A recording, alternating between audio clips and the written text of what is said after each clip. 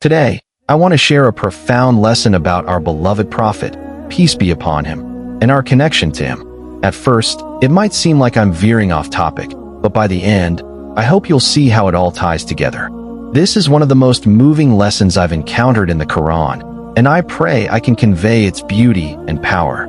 The lesson comes from Surah Yasin, the 36th chapter of the Quran. Don't forget like, share, and subscribe our channel. In this surah, Allah tells a unique story about prophets.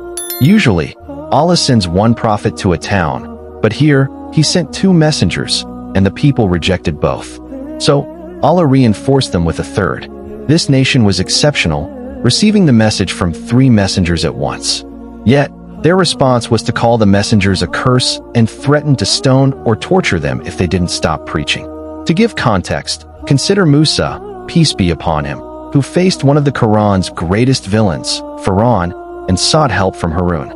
Even then, Musa did most of the talking, with Harun providing support. In Surah Yasin, all three messengers actively deliver the message, yet they face unified rejection. Then, Allah introduces a fourth figure, not a messenger, but a believer from a neighboring town. Hearing that three messengers were being ignored, he rushed to support them.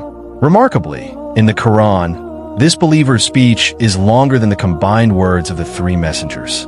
This is striking because conventionally one might think, with three messengers present, I should stay silent. Yet, this man felt compelled to speak. This teaches us a vital lesson. Messengers have their role, and believers have theirs. The ummah cannot say, the messengers are doing their job, so I'm excused. Each has a responsibility to act. This believer's bold speech, recorded at length in the Quran, underscores this. Now, connecting this to our Prophet, peace be upon him, the lesson is clear. We can't say the Prophet did his job, so mine is done. Our responsibility as believers remains. Right after this story, Allah seems to shift topics, describing the sun and moon, particularly the moon's phases, which we especially notice in Ramadan. This transition holds a deeper meaning, tying back to our duty as an ummah. Allah says in the Quran that the sun cannot overtake the moon, nor can the night precede the day. Each has its own role and moves in its own orbit. Just as the messengers and their followers have distinct responsibilities, the sun and moon have their own tasks. In Surah Yasin, we see this parallel. Messengers deliver the message, and believers must act on their own duty. Allah describes our Prophet, peace be upon him, as a lamp that radiates light, likened to the sun. This comparison is profound. The word used for the Prophet is the same as for the sun, symbolizing his radiant guidance. When the Prophet was present, his light dispelled all darkness. But the sun doesn't stay in the sky forever, and now that the Prophet is no longer with us, it's our turn, the believers, likened to the moon, to reflect his light. The moon, a follower of the sun, shines only by reflecting its light, just as we, the ummah, reflect the Prophet's teachings. Scientifically, the moon is pulled by the sun's gravity, and its light comes from the sun. We live in dark times, and our faith, like the moon, goes through phases, sometimes strong like a full moon, sometimes faint like a crescent. In contrast, the Prophet's faith was constant, like the sun, always shining, whether visible or not. Allah made the Prophet's heart steadfast, his faith unwavering. But as believers, our faith fluctuates. Even when it's weak, we still carry the responsibility to reflect the Prophet's light. When you look at the moon, see yourself, an ummah chosen to shine in the darkest times, reflecting the guidance of the Prophet, peace be upon him. We carry the responsibility to reflect the Prophet's light, but sometimes we falter. Our faith, like the moon, isn't always full and bright. Sometimes it's barely visible. Yet, even at its weakest, the moon never disappears.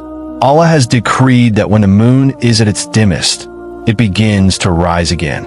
Similarly, the Prophet, peace be upon him, taught that a believer's faith fluctuates, but our connection to him strengthens at time and again. This is our bond with our messenger, peace be upon him. Why is this so significant? Allah chose us to carry forward the Prophet's mission. When he was with the Sahaba, his presence was like the sun, illuminating everything. But now, in his absence, it's as if night has fallen, bringing darkness, fear, and ignorance. In the daytime, paths are clear and safe.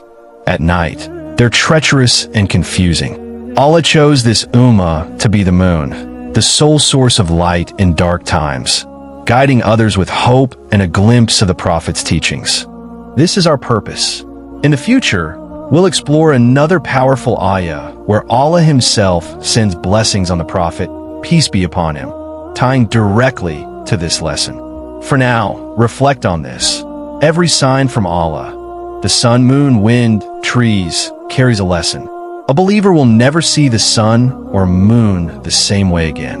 The rising sun becomes a reminder to say Sallallahu Alaihi Wasallam, linking us to our Prophet. The Quran's beauty is that it embeds these reminders everywhere, ensuring we're never disconnected from our beloved messenger, peace be upon him. May Allah make us true bearers of his light, guiding others toward him.